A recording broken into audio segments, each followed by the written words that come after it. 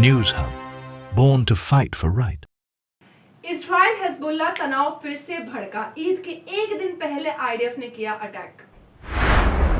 ईद उल अजहा के एक दिन पहले इजराइल ने बेरूट के साउथ सबर्ब्स में 3 बड़े एयर स्ट्राइक किए, जहां हिजबुल्लाह के अंडरग्राउंड ड्रोन प्रोडक्शन साइट्स होने का दावा किया गया। आईडीएफ ने कहा कि ये साइट्स जानबूझकर सिविलियन एरियाज के बीच बनाए गए थे। लेबनान के प्रेसिडेंट जोसेफ औन ने इसे इंटरनेशनल अकॉर्ड का खुला उल्लंघन बताया, जबकि पीएम नवाफ सलाम ने सीज फायर तोड़ने के लिए इजराइल को जिम्मेदार ठहराया। 27 नवंबर 2024 के सीज फायर के बाद पहली बार बेरूट पर ऐसा बड़ा अटैक हुआ है, जिससे रीजन में फिर तनाव बढ़ने का खतरा है। अब ट्रेन से जम्मू एंड कश्मीर जाना और हुआ आसान। आज प्रधानमंत्री नरेंद्र मोदी जी ने जम्मू एंड कश्मीर के सबसे ऊंचे चिनाब रेल ब्रिज का किया है उद्घाटन। आज प्रधानमंत्री नरेंद्र मोदी जी ने दुनिया का सबसे ऊंचा चिनाब रेल ब्रिज का इनॉग्रेशन किया, जो जम्मू एंड कश्मीर को रेल नेटवर्क से जोड़ता है। 272 किलोमीटर का USBRL लाइन में 943 ब्रिजेस हैं और 36 टनल्स हैं, जो हिमालयस के बीच से गुजरती हैं। साथ ही कतरा श्रीनगर वंदे भारत ट्रेन भी फ्लैग ऑफ हुई। पहली बार वैली और जम्मू रेल से डायरेक्टली जुड़ गए। 43,780 करोड़ का इस मेगा प्रोजेक्ट से टूरिज्म, ट्रेड और कनेक्टिविटी को मिलेगा जबरदस्त बूस्ट। ट्रेन 20 डिग्री सेल्सियस तक के टेम्परेचर में भी चलेगी। Make it all weather friendly for Kashmir. NEET PG 2025 exam अब सिर्फ एक शिफ्ट में होंगे। अगस्त 3 को सुप्रीम कोर्ट ने दिया है ऑर्डर। सुप्रीम कोर्ट के ऑर्डर के बाद नीट पीजी 2025 एग्जाम अब सिंगल शिफ्ट में 3 अगस्त को होगा। पहले ये एग्जाम 15 जून को 2 शिफ्ट्स में होने वाला था, लेकिन एससी ने NBEMS से कहा कि पूरे देश में एक ही शिफ्ट में एग्जाम हो सकता है। NBEMS ने TCS के लेटर का हवाला देते हुए अगस्त 3 का वक्त मांगा, जो कोर्ट ने एक्सेप्ट कर लिया। अब मेडिकल पीजी एस्पिरेंट्स को एक ही दिन एक ही शिफ्ट में एग्जाम देना होगा। पुलिस ने आरसीबी के मार्केटिंग हेड और इवेंट मैनेजर को किया है गिरफ्तार। आरसीबी विक्ट्री परेड स्टैम्पेड के चलते, जिसमें 11 लोगों की मौत हो गई थी। बेंगलुरु के चिन्नास्वामी स्टेडियम के पास आरसीबी की विक्ट्री सेलिब्रेशन के दौरान हुई स्टैम्पेड में 11 लोगों की जान चली गई। इस घटना के बाद आरसीबी की मार्केटिंग हेड निखिल सोसाले और इवेंट कंपनी एनडीए के सुनील मैथ्यू को पुलिस ने गिरफ्तार किया है। 2 और लोग भी कस्टडी में लिए गए हैं।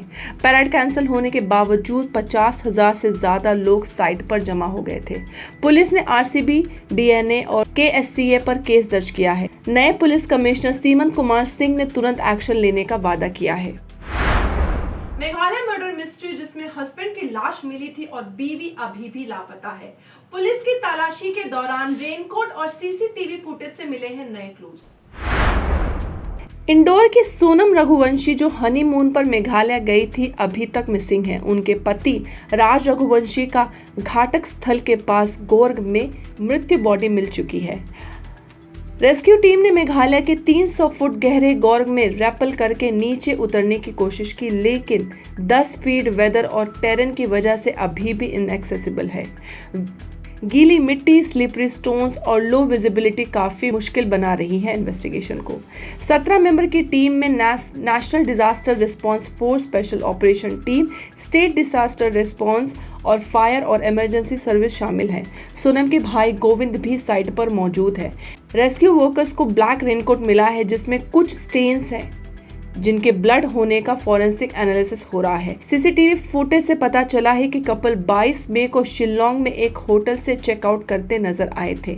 22 मई को दोनों ने मवलाखियात गांव में स्कूटर रेंट किया था और लोकल गाइड के साथ शिपारा होमस्टे गए थे। अगले दिन बिना गाइड के वापस गए और उसके बाद उनका कोई पता नहीं चला। राजा का परिवार सीबीआई इन्वेस्टिगेशन की डिमांड कर रहा है। उनका कहना है कि राजा को मार दिया गया है, एक्सीडेंट नहीं हुआ है। चीफ मिनिस्टर कॉनरेड के संगमा ने इस घटना को मेघालय के लिए अनप्रेसिडेंटेड बताया और फैमिली को एश्योरेंस दी है कि केस की गहराई से जांच हो रही है। एक तरफ ग्रीन मुंबई तो वहीं दूसरी तरफ ग्रे मुंबई। भारत का पहला मैंग्रोव पार्क गोराई में तैयार हुआ। वहीं दूसरी तरफ बीएमसी कोस्टल रोड बनाने के लिए वर्सोवा में मैंग्रोव काटने के लिए तैयार है। मुंबई में जहां एक तरफ महाराष्ट्र फॉरेस्ट डिपार्टमेंट ने भारत का पहला इको सेंसिटिव मैंग्रोव पार्क बनाकर प्रतिकृत क्रांति की शुरुआत की है, वहीं कुछ किलोमीटर दूर वर्सोवा भयंदर कोस्टल रोड के लिए मैंग्रोव्स का काटना भी जारी है। सवाल उठ रहा है कि क्या मुंबई सच में नेचर को बचा रहा है या सिर्फ दिखावा कर रहा है। गोराई मैंग्रोव पार्क नेचर्स लवर्स के लिए एक नया तोहफा है, जो 8 हेक्टेयर में फैला पार्क है। 3383 करोड़ के खर्चे में बना है। 750 मीटर वुडन ब्रॉडवे से मैंग्रोव के बीच वॉक करने का अनुभव मिलेगा। 18 मीटर बर्ड वॉच टावर है, जिससे समुद्र और माइग्रेटरी बर्ड्स पे नजर रखने का अनुभव मिलेगा। 2 स्टोरी नेचर इंटरप्रिटेशन सेंटर भी है, जिसमें बुक्स, एग्जीबिशन, रूफटॉप रेस्टोरेंट भी है। इको फ्रेंडली कंस्ट्रक्शन है, जिससे सोलार एलिवेटेड प्लेटफॉर्म्स और नो ट्री कटिंग है। फॉरेस्ट ऑफिसर SV रामाराव ने कहा कि इसका मकसद पैसा कमाना नहीं, बल्कि लोगों तक मैंग्रोव इकोसिस्टम की नॉलेज पहुंचाना है। वहीं मुंबई के दूसरे कोने में मैंग्रोव्स को काटा जा रहा है। वर्सोवा भयंदर कोस्टल रोड पर भारी विरोध देखने को मिला 2 हफ्ते पहले। एनवायरमेंटल एक्टिविस्ट मिली शेट्टी बोली कि ये रोड सिर्फ लोगों के लिए नहीं, आम जनता बस और ट्रेन से सफर करती है। वहीं मछुआरे समुदाय ने भी अपनी चिंता जताई। कंस्ट्रक्शन से समुद्री जीवन और हमारी रोजी रोटी दोनों खतरे में है। BMC की पब्लिक हियरिंग में लोगों ने कहा कि मुंबई को नई सड़कें नहीं, बेहतर और सस्ता पब्लिक ट्रांसपोर्ट चाहिए। अब ये प्रोजेक्ट तभी आगे बढ़ेगा जब DP 2034 में लैंड रिजर्वेशन बदली जाएगी और इसी से मैंग्रोव एरिया और ज्यादा खतरे में है।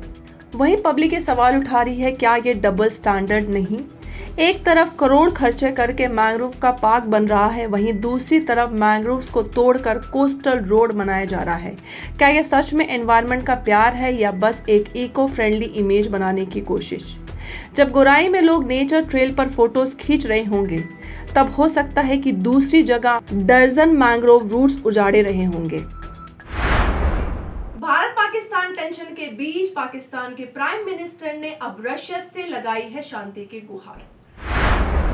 पाकिस्तान के प्राइम मिनिस्टर शहबाज शरीफ ने रशियन प्रेसिडेंट व्लादिमीर पुतिन को एक लेटर भेजकर रिक्वेस्ट की है कि वो अपना प्रभाव यूज करके भारत पाकिस्तान के बीच चल रही टेंशन को खत्म करने में मदद करें।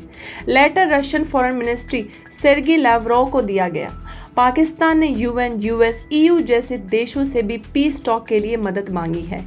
प्रधानमंत्री के स्पेशल एड ने कहा, हम तैयार हैं बातचीत के लिए, चाहे UN हो या कोई भी न्यूट्रल कंट्री। ट्रंप को भी पाकिस्तान ने पहले अप्रोच किया था सीज फायर के लिए, उनकी तारीफ भी की गई। भारत ने US के किसी भी रोल को डिनाई किया है। टेंशंस की शुरुआत हुई थी 22 अप्रैल को पहलगाम आतंक के बाद, जिसमें 26 लोग मारे गए थे। इसके बाद भारत ने ऑपरेशन सिंदूर लॉन्च करके पाकिस्तान के आतंक कैंप्स को तबाह किया। अभी भी डिप्लोमेटिक रिलेशंस टाइट है। इंडस वाटर ट्रीटी अभी तक रिज्यूम नहीं हुई है। होम मिनिस्ट्री ने 2021 की जनगणना अब 2027 तक टाल दिया है, ताकि स्कूल एजुकेशन पे असर ना हो। 2021 का सेंसस कोविड-19 की वजह से पोस्टपोन कर दिया गया था। अब अगला सेंसस मार्च 1, 2027 को होगा। होम मिनिस्ट्री ने बताया कि सेंसस के लिए 30 लाख एनुमरेटर्स चाहिए होते हैं, जिसमें ज़्यादातर प्राइमरी स्कूल टीचर्स होते हैं। अगर सेंसस जल्दी होता है तो स्कूल एजुकेशन पर बुरा असर पड़ता। दूसरे देश भी पैंडेमिक के बाद सेंसस करने में डाटा क्वालिटी प्रॉब्लम्स फेस कर रहे हैं। तमिलनाडु के CM M.K. स्टालिन ने इसे राजनीतिक चालाकी बताया, लेकिन मिनिस्ट्री ने कहा कि डिलिमिटेशन में सब स्टेट्स के कंसर्न्स ध्यान रखे जाएंगे। क्या सच में आने वाले इलेक्शन में ठाकरे भाई एक साथ खड़े होंगे? आइए जानते हैं पूरी जानकारी। जे महाराष्ट्राच्या जनतेच्या मनात आहे ते होईल।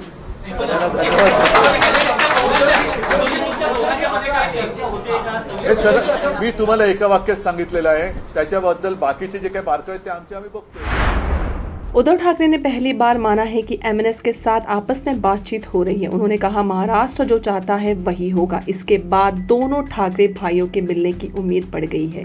ये बयान उस दिन आया जब राज ठाकरे के बेटे अमित ने कहा कि मीडिया में बोलने से बेहतर है दोनों भाई सीधा बात करें। शिवसेना के नेता संजय राउत ने भी कहा कि प्रक्रिया शुरू हो चुकी है और दोनों दलों के कार्यकर्ता उत्साहित हैं। कांग्रेस ने इस कदम का स्वागत किया है, जबकि अजित पवार ने इस पर कुछ कहने से बचाव किया। 2005 में अलग होने के बाद ये पहली बार मिलने का संकट है। मुंबई और कोची में ईडी ने मीठी रिवर डिस्टिलेशन स्कैम के चलते 15 जगह रेड की। 1100 करोड़ के कॉन्टैक्ट्स के अंदर 6505 करोड़ का नुकसान दिखाया गया। एफआईआर में 13 लोगों का नाम, जिसमें बीएमसी के 3 ऑफिशियल्स, 5 कॉन्ट्रैक्टर्स और 3 मिडलमैन शामिल है। नकली एमओयूज, फेक डॉक्यूमेंट्स और सिल्ट डंपिंग के नाम पर पैसे का घोटाला हुआ। दिनो मोरिया और उनके भाई से भी पूछताछ हुई है। उनके पुराने कनेक्शन के चलते ईडी ने ऑफिशियल रिकॉर्ड्स और इलेक्ट्रॉनिक डिवाइस भी सीज किए। न्यूज अप चैनल में आज के लिए बस इतना ही। फिर मिलेंगे नए समाचार के साथ। मैं नुसरत आजमी। लाइक करें, शेयर करें, सब्सक्राइब करें और अपनी राय कमेंट सेक्शन में देना ना भूलें। धन्यवाद। News Hub. Born to fight for right.